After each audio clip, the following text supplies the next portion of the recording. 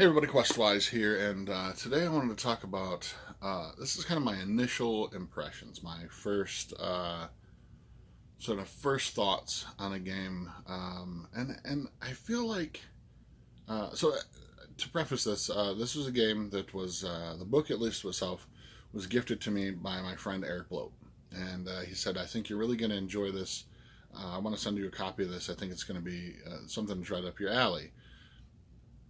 I feel like I had the PDF of this, and I'm pretty sure if I looked online that you can get the PDF of this absolutely free.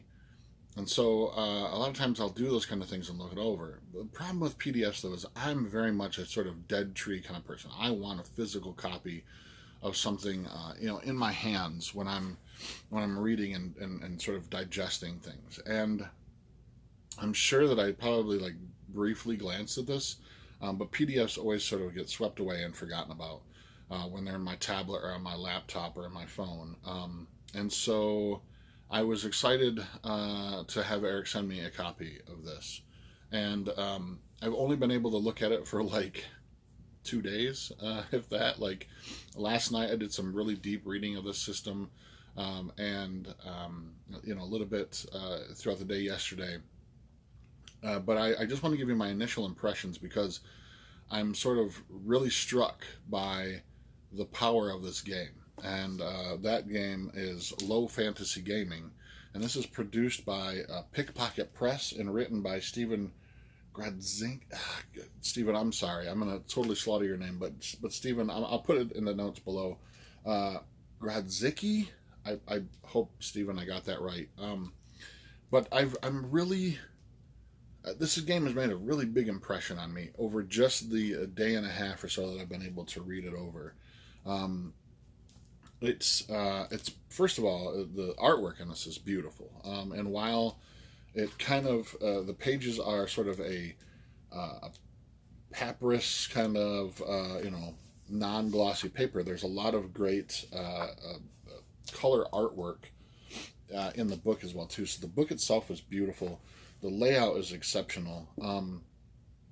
I wasn't sure, and maybe one of the reasons that I didn't read the PDF as much as well too. If you've watched any of my videos before and you're a fan of the channel, you'll know that I'm a huge fan of magic. I love magic in settings, and I love magic users to play as characters, and I love to use them as enemies, and I think different magic systems are really, really cool. So when you get Low Fantasy Gaming, I instantly thought of like no magic or very low magic. And while that's sort of the case in this game,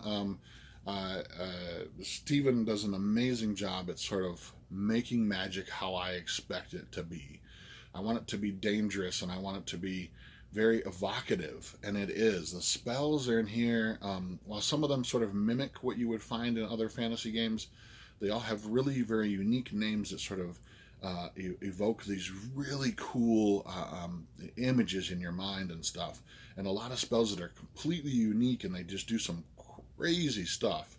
But that being said, it's also very, very dangerous to use magic, and I appreciate that because I think magic is, and I believe it says in here as well too, that magic's one of those things that mankind wasn't meant to screw with. It wasn't meant to dabble in, but we do because we're humans and we just do that kind of stuff, and thus it's going to be very harmful to us, or potentially harmful to us if we're not extremely careful with it.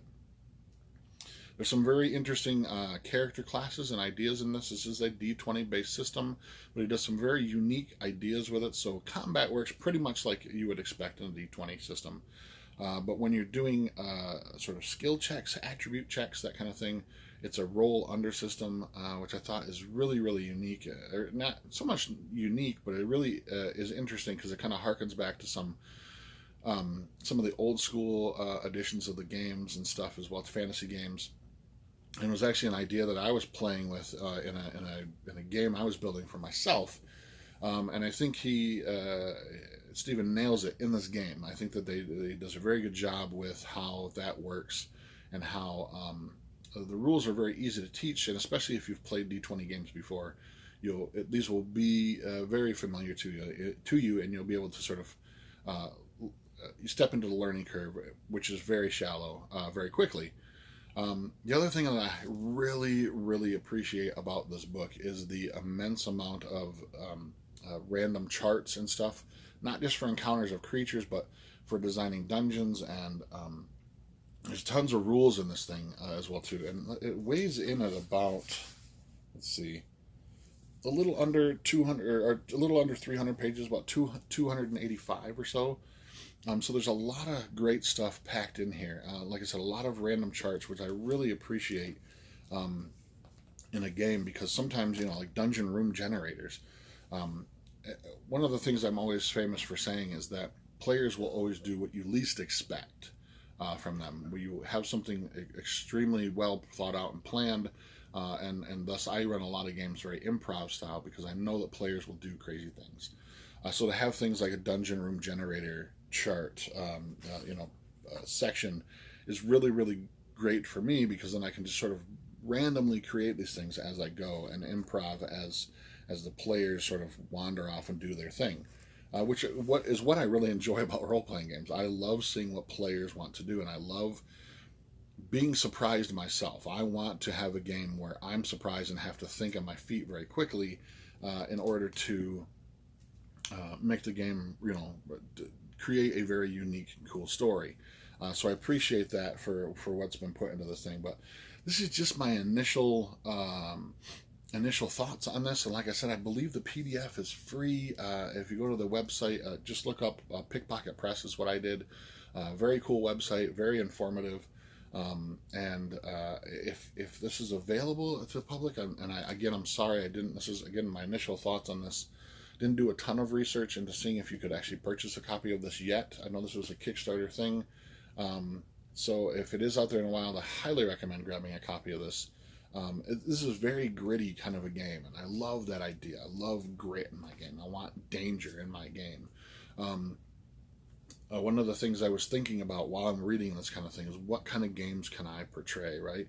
What kind of stories can I tell with this sort of dangerous magic system and this gritty sort of approach to role playing? And I was thinking of things like, Game of Thrones always kind of comes to mind. I was thinking of Glenn Cook's Black Company, a series of books, very gritty, very military focused kind of stories. And one of the things that I've always wanted to do, and Stephen, I might reach out to you about doing this, because on the website it is an open gaming license product, and on his website he does give you there's a whole page on if you want to write settings for this, if you want to write material for this game. He highly encourages those kinds of things. One of the things that's always really captured my attention and always really sparked my imagination is a great sort of Ice Age setting. Campaign world, right, in which you're using a lot of the mythologies of things like the cave paintings in France, and unique. There was a book series a while back by I think it was Michael O'Gear called the first book was People of the Wolf, and it's the idea of religion in an Ice Age or post Ice Age setting, prehistoric setting. Was really captured my imagination. So I thought about maybe making like shamans, that kind of stuff, that very sort of gritty, survivalist kind of post-Ice Age humanity trying to make its way in the world, but with crazy creatures, right? Using the mythology of what we gleaned out of finds that we have of prehistory. Using those ideas in kind of almost a Hyborian kind of Conan sort of way, in that like magic exists, but it's because of animism, spirits. Everything has a spirit. Everything has some kind of thing, and so relics and artifacts become very, very important as powerful magical things. And I thought that would be a really cool setting, and that was the thing that's kind of brewing in my mind as I'm reading this as well too. This would also be really cool to run sort of like mythic Europe kind of a setting, kind of an Ars Magica kind of thing, but with like the dangerous effects of magic all around you, and that magic is very taboo. And if you ever in your lifetime had met a wizard or a mage or some kind of spellcaster, that is something that's sort of world changing for you, right? It's any kind of magic sort of tears and manipulates the fabric of the universe, and thus it becomes very dangerous and very impactful upon the story and stuff as well too. So my very initial impressions of this by Pickpocket Press and Stephen Grodzicki, I hope I'm saying that right, Stephen. Low Fantasy Gaming, grab a copy of this today, and I will be doing more reviews of this as I sort of digest all the information that's in here. And we'll be talking to you about some of the games, and I want to bring this to a table very, very, very soon, or maybe even to the internet. I would love to maybe run this, via Zoom or Skype or something like that. So if you're interested in being a player, reach out to me. Let me know what you think of the game, and if you'd like to play with me or not. So until next time, I'm Questwise, and I am out.